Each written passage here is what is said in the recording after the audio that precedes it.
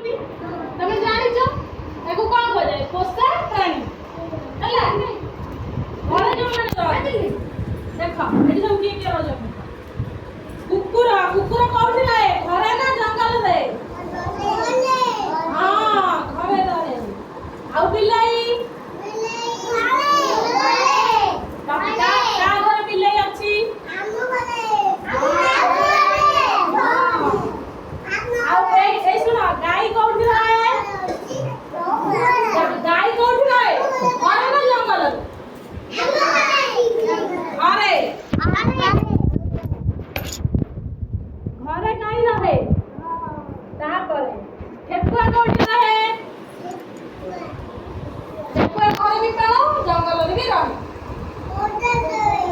ଆଉ ମାଙ୍କଡକୁ ଦେଖିଛ? ମାଙ୍କଡ ହଁ ଗଛରେ ବସେ। ଆଉ ଏଇଟା କଣ? ହାତୀ କୋଉଠି ରହେ?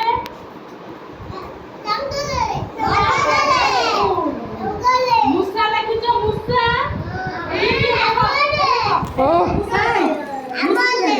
ମୂଷା ଘରେ ରହେ ନା ବାହାରେ? ହଁ। ଆଉ କୁକୁଡ଼ା ଦେଖିଛ? କୁକୁଡ଼ା